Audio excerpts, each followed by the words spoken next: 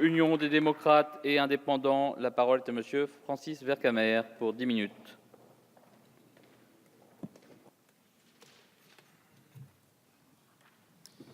Bonjour Monsieur le Président, Madame la Ministre, Madame, Monsieur le rapporteur, Madame la Présidente de la Commission, chers collègues, notre Assemblée aborde aujourd'hui la deuxième lecture du projet de loi de finances de la Sécurité sociale pour 2016 dans un contexte tragique, issu du carnage provoqué par les attentats du 13 novembre. Outre la consternation et la sidération qui nous ont tous saisis, je pense que nous avons tous été marqués par la mobilisation, le sang-froid, le professionnalisme exemplaire des services de secours et des équipes hospitalières qui sont intervenues ce soir-là et dans les jours qui ont suivi auprès des victimes. Du reste, personne n'a jamais douté des qualités réunies par ces professionnels de santé. Mais ces circonstances dramatiques ont encore démontré que le sens du dévouement, le courage et la conscience professionnelle la plus aiguë demeurent les valeurs les plus largement partagées au sein des équipes de secours d'urgence et des équipes de soins de notre pays. En préambule de nos débats, le groupe UDI tenait donc à rendre hommage à ces hommes et ces femmes qui, chacun à leur place, vivent leur métier comme une mission pour venir en aide à ceux dont la vie bascule. Les discussions que nous allons entamer souligneront sans doute nos divergences sur ce PLFSS. Et celles-ci sont bien naturelles dans une démocratie vivante. Mais ces divergences nourrissent avant tout une même volonté d'améliorer notre protection sociale et notamment notre système de santé, tant pour les professionnels qui y exercent leur talent que pour nos concitoyens qui en bénéficient. La deuxième lecture du projet de loi de financement de la Sécurité sociale pour 2016 nous donne à examiner un texte sensiblement différent de celui adopté par notre Assemblée en début de mois.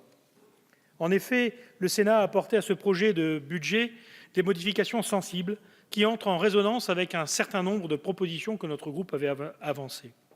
Le groupe UDI reprochait en effet à votre projet de budget d'éviter les choix essentiels qui sont pourtant nécessaires afin d'assurer à notre protection sociale sa pérennité. Ce d'autant que l'approche financière du projet que vous proposez n'incite guère à l'optimisme. En effet, la réduction du déficit du régime général entre 2014 et 2015 reste très limitée à hauteur de 400 millions d'euros.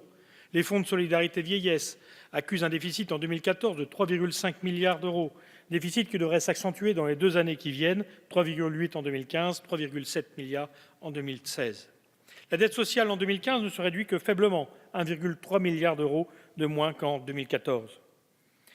Par ailleurs, le retour à l'équilibre des régimes de base de la sécurité sociale ne devrait intervenir qu'à l'horizon 2020 ou 2021, alors qu'ils avaient été promis pour 2017.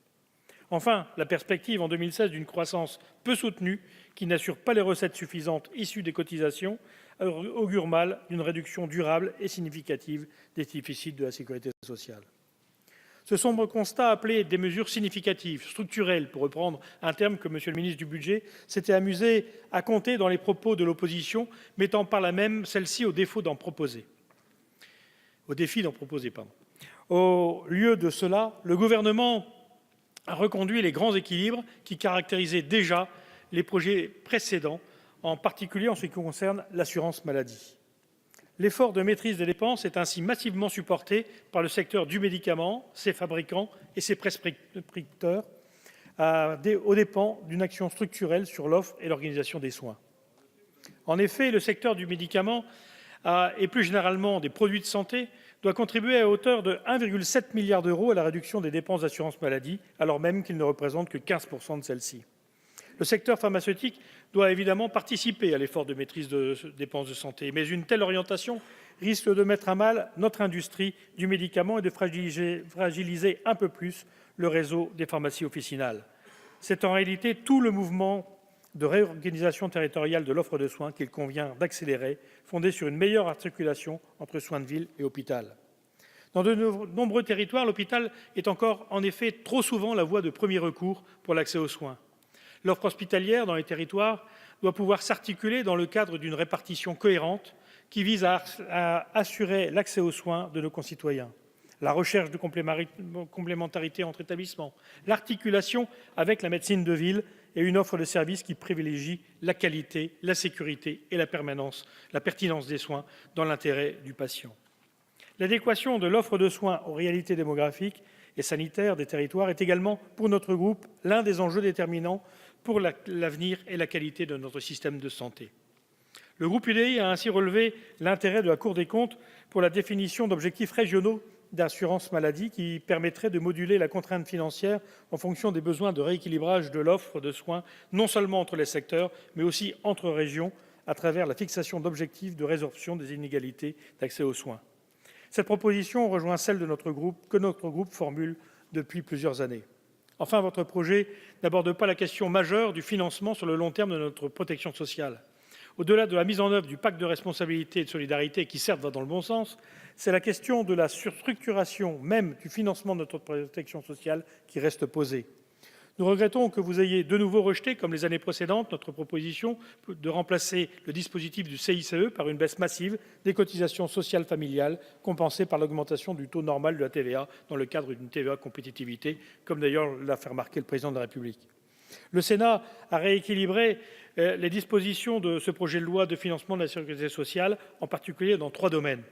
Le texte adopté introduit ainsi l'une de ces réformes structurelles que notre groupe vous proposait en première lecture, à savoir l'augmentation progressive de l'âge légal de départ à la retraite. Nous proposions de l'augmenter progressivement à 64 ans, tandis que le Sénat propose 63 ans. C'est une première étape dans une direction que nous approuvons. Le groupe UDI appelle en effet de ses vœux des mesures de relèvement des bornes d'âge, dont l'effet très favorable sur les finances de la branche vieillesse, surtout à moyen et long terme, est considérable, comme le démontre déjà et va le démontrer encore plus à l'avenir la réforme de 2010. Cette mesure, certes difficile, constitue pour autant l'un des piliers d'une réforme structurelle de notre système de retraite par répartition qui éviterait succession de réformes et qui mine la confiance des Françaises et des Français en notre système de retraite. Le Sénat a également adopté un dispositif d'incitation en faveur des médecins qui, à l'âge de la retraite, souhaitent poursuivre leur activité lorsqu'ils exercent dans des zones insuffisamment dotées de professionnels de santé. Cette disposition rejoint notre volonté de lutter contre les déserts médicaux en facilitant l'implantation de médecins dans les territoires où leur présence est insuffisante.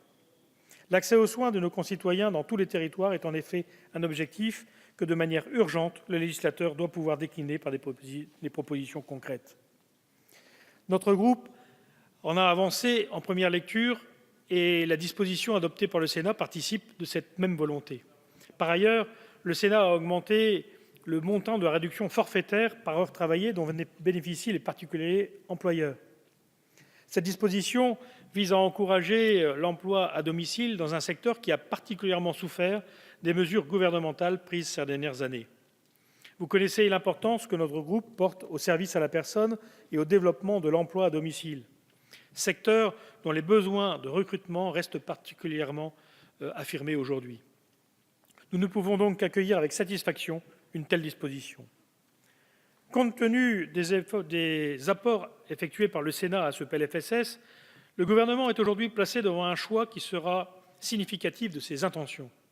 Soit vous souhaitez, Madame la Ministre, construire un projet de loi de financement de la sécurité sociale qui réponde aux enjeux de financement, aux enjeux de solidarité, aux enjeux d'accès aux soins et de modernisation de l'offre hospitalière posée à notre protection sociale, un projet de loi de financement de la sécurité sociale qui redonne des perspectives aux professionnels, qui redonne à nos concitoyens confiance dans la pérennité de notre système de santé ou du système de retraite, un projet de loi de financement de sécurité sociale auquel la plus grande part de la représentation nationale apporterait sa contribution, comme il se doit lorsque c'est un pilier essentiel de notre modèle de société qui est en jeu, soit vous vous contentez du va-et-vient traditionnel de la navette parlementaire pour établir une version de ce PLFSS qui, une fois de plus, gère tant bien que mal les affaires courantes de la sécurité sociale sans répondre aux enjeux auxquels celle-ci est confrontée et sans en assurer l'avenir.